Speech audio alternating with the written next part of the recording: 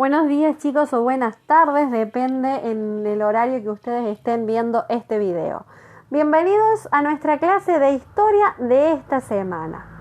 Vamos a estudiar en esta oportunidad la Edad Media y vamos a conocer con ella las características del sistema feudal, ¿sí? Algo que se da en este periodo exclusivamente. Para ello vamos a volver a nuestra imagen de nuestro querido mapa, de nuestro mapa de Europa, ¿sí? Porque este mapa, recuerden que lo hemos trabajado en otras clases, era el protagonista de este periodo, ¿sí? Precisamente este sistema, justamente el feudalismo, es una fragmentación. Recuerden la fragmentación que vimos vinculada con la fragmentación de la caída del Imperio Romano.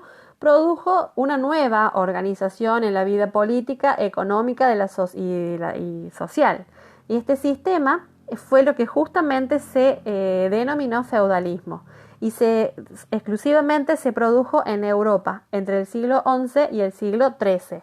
¿Sí? Entonces, toda la fragmentación de lo que había sido la caída justamente del Imperio Romano va generando fragmentación de espacios. Fíjense que están en diferentes colores.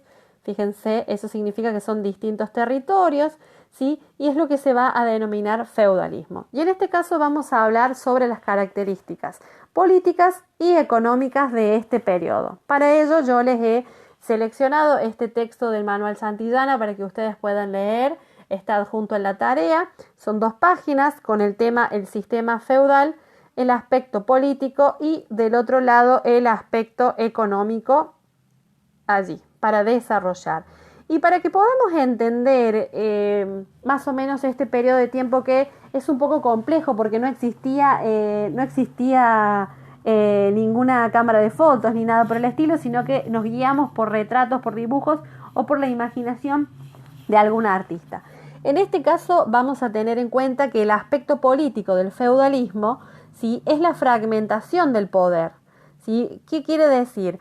Que durante el periodo del feudalismo, ¿sí?, vamos a encontrar la existencia de vínculos de dependencia personal entre hombres libres llamado vasallaje, ¿sí? Esta relación de vasallaje, los nobles le juraban fidelidad al rey, ¿sí?, en donde en una ceremonia se comprometían a brindarle ayuda militar, a aconsejarlo, ¿sí?, y a su vez el rey les entregaba al noble un beneficio material. Lógicamente, los nobles no se iban a ofrecer gratuitamente, sino que el rey les iba a otorgar, ¿sí?, lo que se denomina, ¿sí?, el feudo, que es en realidad una porción de tierra, ¿sí?, bastante grande, ¿sí?, en la cual estos nobles se iban a convertir en dueños, ¿sí?, y se iban a convertir en señores de estas tierras.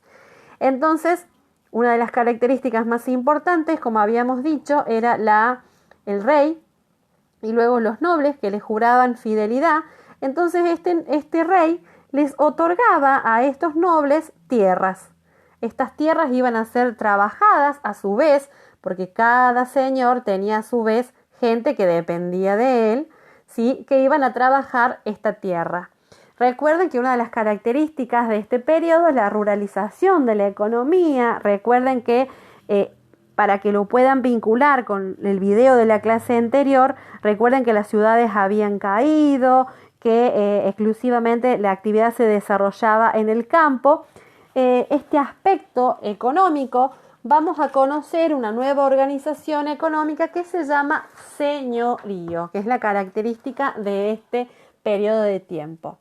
Entonces, bien, como yo les dije, el rey les entregaba tierra a estas personas. Nos vamos a imaginar que el rey le otorga, este señor le juró fidelidad al rey, le juró fidelidad, y entonces el rey le dijo, bueno, yo te doy estas tierras. Y nos vamos a imaginar que este señor grandote que está acá, con esta armadura, con esta imagen, ¿sí?, vamos a hacer de cuenta que este señor es dueño de todo este territorio. Imagínense lo grande que era el territorio que le otorgaba el rey. Ahora bien, este señor, ¿sí?, tenía lo que se llamaba en este caso señorío, ¿sí? Entonces este señor recibía como beneficio un feudo denominado señorío. Ahora bien, este señor vivía en un castillo, Fíjense acá, dice castillo del señor, se ve chiquitito, muy a lo lejos. Lo vamos a marcar acá, acá. Pero era el dueño de todo, absolutamente toda esta tierra. Era el dueño de todo, ¿sí? Generalmente estos señores vivían en castillos que simbolizaban el poder de la época, ¿sí? Y además tenía varias aldeas en las que vivían campesinos que dependían de este señor. Y además tenían tierras de cultivo, pastos y bosques. Fíjense, tierras de cultivo, vamos a marcarlas para que ustedes la puedan ver. Tierras de cultivo, pastos y bosques. Fíjense en los bosques. Todo esto pertenecía al señor que vivía en el castillo de allí. Entonces nos vamos a dar cuenta que el territorio del señor, el señorío, está dividido en tres sectores. Algo denominado reserva, los mansos y las tierras comunales. En el caso de la reserva, lógicamente, como la palabra lo dice, se está conformado por las mejores tierras y era el terreno reservado para ser explotado en beneficio del señor. Entonces acá, las mejores tierras, nos vamos a encontrar las tierras del señor, la reserva, que siempre estaban cerquita del castillo, siempre cerquita del castillo, ¿sí? Para que ustedes vean acá las tierras del señor, y ahí tenemos el castillo. Bien, ahora vamos a continuar por los mansos, que eran pequeñas parcelas de tierra que el señor le concedía a algunos campesinos para que vivan, para el sustento de esos campesinos, pero a cambio estos campesinos debían ofrecerle al señor parte de la cosecha, animales, tejidos, dinero, o podían en algunos casos trabajar para él en forma gratuita. ¿Y dónde iban a trabajar? En las tierras del señor. Ahora vamos a buscar estos mansos para que ustedes vean. ¿Ven? Vamos a marcar acá, acá. Bien, tierras trabajadas por campesinos libres o siervos, son los mansos. Vamos a marcar otro para que ustedes puedan ver la imagen. Fíjense que acá este está un poquito más claro, acá se ven las personas trabajando. Vamos a marcarlas acá. Fíjense las personas trabajando, toda esta área. Entonces todo este territorio, lo que ellos producían, se lo daban, una parte se lo daban a este señor, ¿sí? Por una cuestión de seguridad en esta época. Después tenemos lo que se llaman tierras comunales. Las tierras comunales van a ser los pastos, los bosques donde se sacaba leña, porque recuerden que en esa época no existía la luz eléctrica, entonces si hacía frío tenías que cortar leña para calentarte un poquito, ¿sí? Y además en estas tierras comunales había pastos que servían para alimentar a los animales, ¿sí? Entonces eso era importante para que ustedes tengan en cuenta. Ahora bien, ustedes me van a decir, ¿pero por qué tanto poder tenía este señor? ¿Pero por qué? Y porque en esa época, chicos, básicamente no existía el policía, no existía el intendente, no existía un gobernador. Existían estos señores, sí, que estaban directamente vinculados con un rey. Entonces, en esa época, si te pasaba algo, vos necesitabas que alguien te protegiera. Y la protección te la daba exclusivamente este señor que vivía en su hermoso y grande castillo. ¿Sí? Ahora bien, este señor tenía algo denominado poder de ban o de bando. Poder de mando significa. ¿Sí? Él tenía poder de mando. Este poder le permitía hacer justicia, cobrar impuestos a los campesinos que vivían en los mansos y por el uso del molino, también por el horno del pan y también, por supuesto, en el caso de exigirle a algunos comerciantes que estaban dando vueltas por la zona que tenían que pagar algún peaje. ¿Sí? Por ejemplo, vamos a marcar acá, fíjense, acá dice un campesino, ¿sí? O algún comerciante que se acerque por esta zona, ¿sí? Fíjense acá penitas, acá se ve un comerciante y acá hay un puente del señor que se cobraba impuestos para ingresar, ¿sí? También, por ejemplo, teníamos el tema del uso del molino, que era muy importante para poder hacer la harina, ¿sí? Para poder alimentarse, ¿sí? En esa época.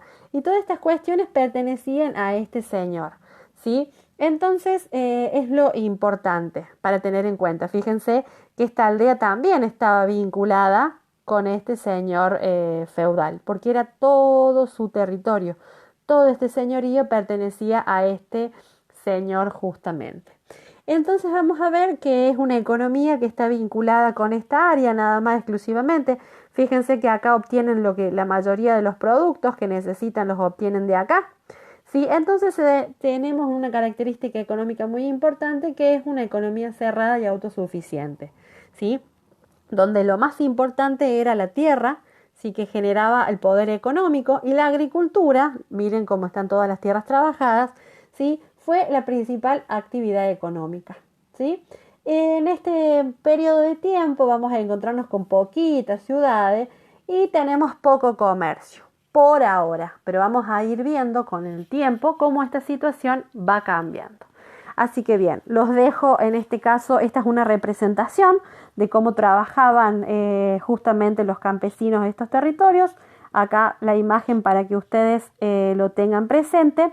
Y los invito a realizar la lectura y que puedan ver las actividades. Y ante cualquier duda sepan que me pueden enviar una consulta por WhatsApp. Así que los dejo a estudiar y a realizar las tareas. Que tengan todos una excelente semana.